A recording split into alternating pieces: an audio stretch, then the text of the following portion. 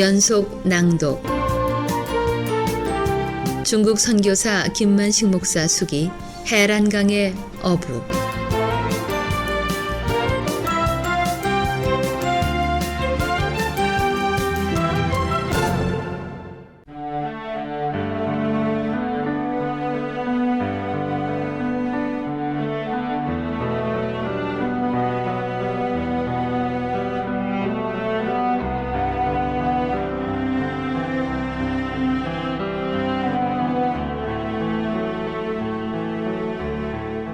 종업원 아주머니가 가게를 인계받은 지 닷새가 지났을 때 하나님은 기적 위에 기적을 베푸셨다.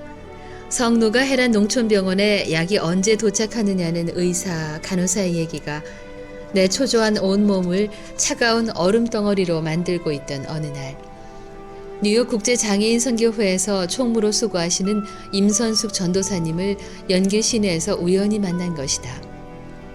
신학교 동문이면서 뉴욕에서 장애인들을 위해 수고하는 총무님을 만나게 하신 하나님. 그분은 신학교 때 내 별명이 돈키호테였다는 것을 아시고 아마 선교도 돈키호테식으로 하고 있을 것이라며 내 선교지를 방문하고 싶다고 했다. 농촌 병원 사역을 하는 줄 몰랐다고 하면서 역시 돈키호테 목사님은 다르다는 얘기로 위로해 주시고 공산국가에서 이렇게 힘들게 사역하는 모습은 상상하지도 못한 것이라며 미국에 돌아가면 동문들에게 이 기쁜 소식을 전해야 되겠다고 했다. 선교비에 보탬이 됐으면 좋겠다고 미화 $500를 손에 쥐어주면서 값지게 사용되길 바란다고 했다. $500가 나에게 이렇게 큰 돈인 줄은 전에는 미처 느끼지 못했던 일이다. 참으로 하늘만 바라보던 일주일이 아니었던가. 우선적으로 병원에 필요한 것을 급한 대로 몇 가지는 준비할 것 같았다. 알코올과 약소음과 링겔 주사 바늘과 충치 때문에 고생하는 자들의 이빨을 뽑아내는 의료기구가 급선무였다. 이곳 농촌 사람들은 충치가 생기면 치료받는 것보다 이를 뽑아버렸다. 그래서 그런지 40대가 되면 합주기가 된 농촌 사람들도 많이 눈에 띄었다. 농촌에서 충치를 치료하기 위해서 시내를 간다는 것은 이곳 사람들은 상상할 수도 없는 일이다. 교통 문제도 어렵고 경제 사정도 허락하지 않는 이곳 평강 평원 사람들은 그래서 별다른 방법 없이 아픈 이를 뽑아버리는 것이다. 급한 의료기구와 간단한 의약품을 준비해 병원을 찾았을 때 병원 직원들은 언제 약을 구입할 수 있는지를 다시 물었다.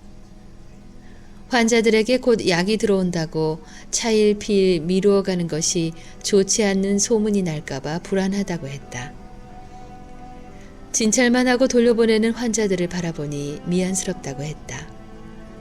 병원 직원들의 안타까운 얘기를 들으면서 나는 황소 눈처럼 눈만 깜빡거릴 수밖에 없었다. 병원 시작부터 이렇게 어렵게 될 줄 어디 상상이나 했던가? 아픈 내 마음을 병원 직원들이 어떻게 할 수 있을까? 병원 약을 구입하는 것보다 더 급한 곳이 있어서 약을 구입하려고 준비했던 돈을 사용했다고 얘기하면 핑계로 여겨질 것 같아 쓴웃음으로 대신하고, 주님, 어떻게 세운 병원인지 주님이 아시지요? 환자들이 허탈한 모습으로 돌아가면 주님도 마음이 아프실 거예요.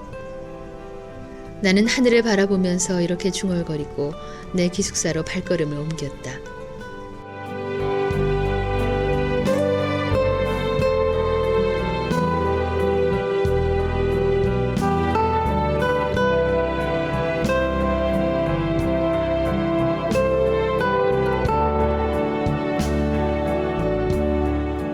그날 밤 늦은 시간에 뉴욕 롱아일랜드 하나장로교회를 섬기는 이인수 집사님과 최재훈 전도사님으로부터 국제전화가 걸려왔다.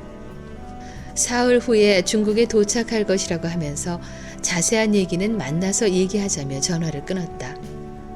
병원 약값이 급히 필요하니 파송교회에 연락해서 선교지에 들어올 때 미화 $1,000만 지원받으면 좋겠다고 얘기해달라고 말하고 싶었지만 병원 선교를 원하지 않는 몇몇 당회원들이 내 부탁을 들어줄 것 같지 않아서 얘기를 하지 않았다. 전화기를 붙잡은 손이 힘이 빠져 있어 마치 뼈가 없는 것 같이 흐물거렸다. 중국의 문화혁명 이후 최초로 세워진 기독교 농촌병원 출발은 그렇게 시작됐다. 사흘이 지났을 때 뉴욕 하나 장로교회 이인수 집사님과 최재훈 전도사님이 뉴욕 써니사이드 장로교회를 섬기시는 손한권 목사님이 주셨다고 트럼펫 악기 한 대를 가지고 오셨다.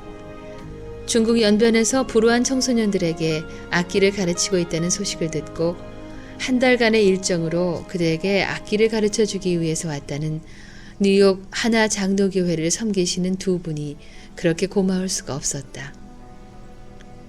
청소년들에게 전해주도록 트럼펫 한 대를 주신 신학교 동문 손 목사님의 따뜻한 손길이 한없이 고마웠다. 동문들에게 잊혀졌고 많은 사람들의 의식 속에서 기억조차 사라진 지 오래되었다며 나만 홀로 있다고 주님 앞에 기도하던 내 모습이 또다시 부끄러워졌다. 작은 종을 위해 기도하는 기도의 사람들이 있다는 것을 확인했을 때 용기가 났고 좌절감에서 벗어날 수 있는 새 힘이 솟기 시작했다. 엘리야 시대에도 바알에게 무릎을 꿇지 않은 하나님의 사람들이 있었던 것 같이 중국 선교지를 위해 예비하신 동역자들이 준비되어 있다는 사실을 다시 한번 깨달을 수 있었다.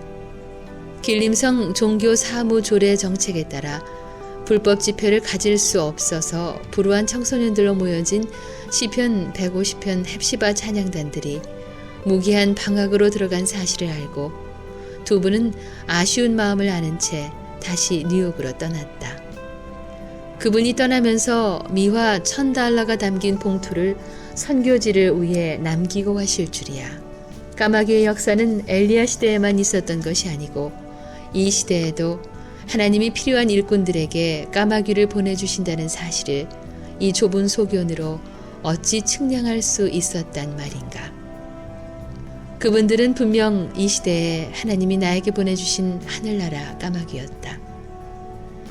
멀리 미국에서 날아온 까마귀들은 빵을 물어온 것이 아니고 성누가 헤란 농촌병원에 약을 물어다주고 떠났다.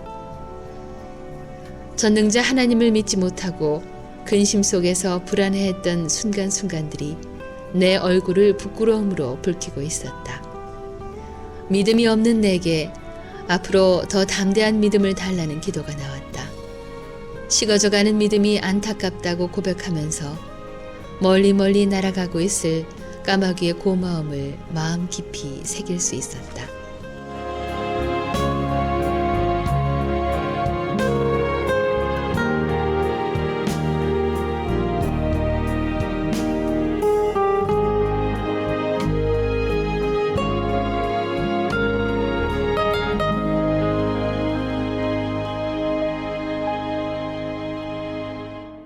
가진 돈 하나 없이 무일푼으로 작은 종이 성누가 헤란 농촌병원에 간판을 세우면서부터 이 병원이 얼마 동안 유지될 수 있을까 하고 염려했던 내 마음을 주님은 아시고 뉴욕에서 날아온 까마귀들을 통해 다시 한번 안심을 시켜주시는 것 같았다.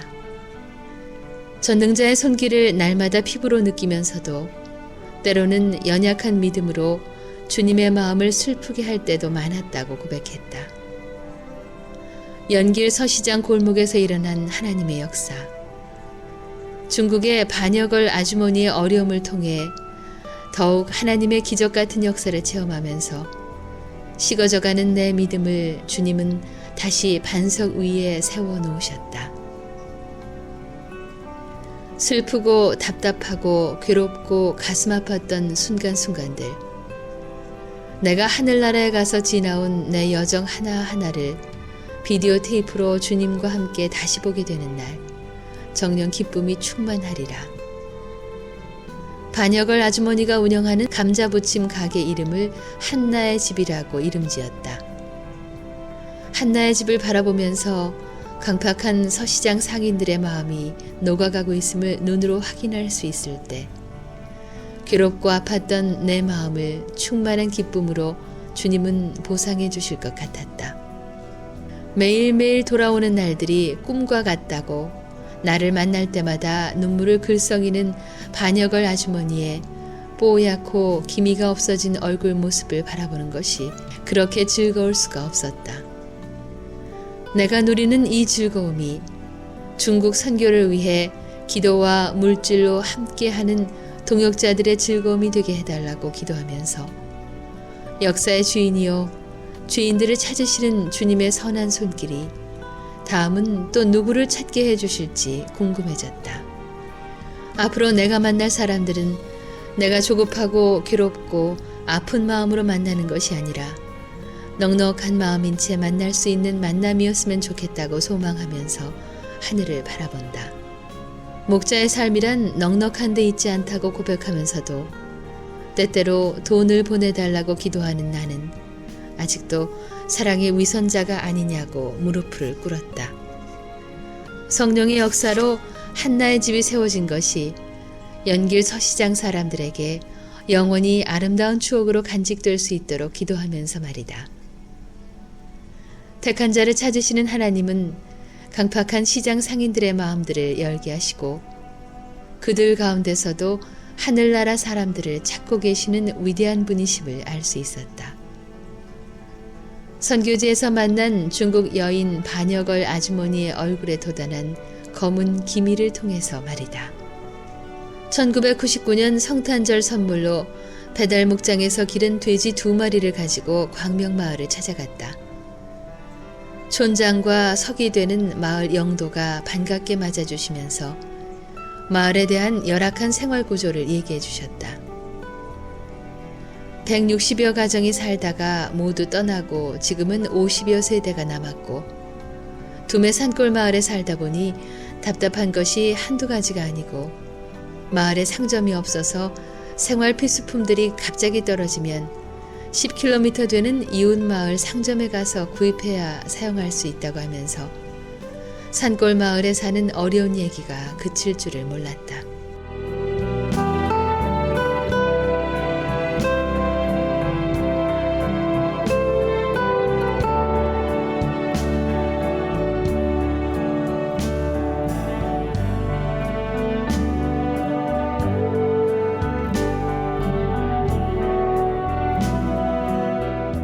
성탄절이 무슨 날인데 돼지 2마리나 가지고 마을을 찾아오셨느냐고 의아해했다. 성탄절은 예수님이 탄생하신 날이라고 얘기해주자 예수님이 누구냐는 질문에 어떻게 대답을 해주어야 좋을지 말문을 쉽게 열지 못했다. 한 가정당 돼지고기 3근 7량씩을 나누어 주었는데 매일 성탄절이면 좋겠다며 가족들이 웃음꽃을 피웠다는 가정도 있었다고 한다. 또 돼지를 가지고 왔다는 목사를 만나보고 싶어 한다는 사람들이 많다고 했다. 내가 광명마을에 관심을 갖기 시작한 것은 성노가 해란 농촌병원에 젊은 청년이 링겔 주사를 맞고 있을 때부터였다. 기운이 없고 입맛이 없고 빈혈이 있어서 우리 병원에서 영양제 주사를 맞고 있을 때 우연하게도 그 청년과 내 시선이 마주쳤다. 내가 어디서 오셨느냐고 묻자 젊은이는 광명마을에서 왔다고 했다. 우리 성누가 병원에서 남쪽 방향으로 8km 떨어져 있는 산골마을이라고 하면서 너무나도 어려운 가정 환경들 때문에 모두가 마을을 떠나고 싶어하는 광명마을 사람들은 지금은 3분의 1만 남아있다는 소식을 들으면서 갑자기 그 마을에 들어가서 복음을 전하고 싶은 마음이 불같이 일어났다. 그 청년과 헤어진 뒤 병원 주변 사람들에게 광명마을에 대해 더 구체적으로 알아보고 싶었다. 예수 믿는 가정이 2가정이 있었다. 홍매라는 분과 금순이 아주머니는 산길 고개를 넘어 10km나 되는 홍성 처소교회에 걸어 다니고 있다는 사실도 알 수 있었다. 홍성 처소교회로부터 8km 떨어져 있는 흥진마을에서 4가정이 걸어서 교회에 다닌다는 소식을 듣고 경운기 한 대를 월세로 빌려서 교인들을 수송하고 있었는데 흥진마을보다 더 멀리에 사는 광명마을에서 교회를 다닌다는 것은 처음 듣는 얘기였다. 영하 30도 되는 이 강추위에 10km 되는 먼 거리를 어떻게 산길을 걸어서 교회에 다닐 수 있을까 염려가 됐다. 또 한 대의 경운기를 월세로 빌려서 교인 가정들을 수송하기로 하고 98년 12월 20일부터 운행하기 시작했다. 돼지고기를 성탄 선물로 받았던 광명마을 사람들은 예수님에 대해 알고 싶어하는 사람들이 많아지기 시작했다. 가난한 산골 사람들에게 조금이나마 도우면서 함께 생활할 수 있는 길을 찾고자 기도하기 시작했을 때 하나님이 지혜를 주셨다.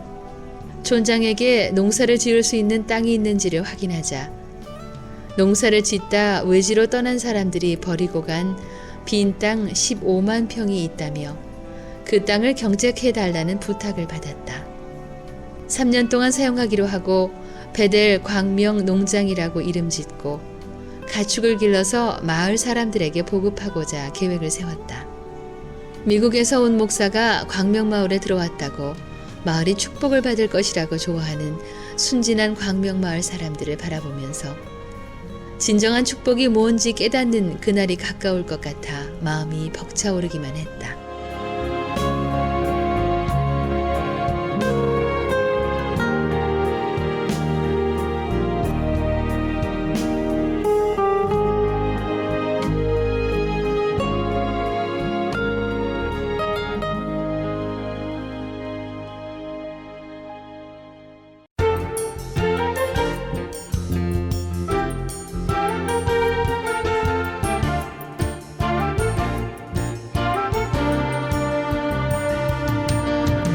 중국 선교사 김만식 목사 수기 해란강의 어부, 지금까지 이정은이었습니다.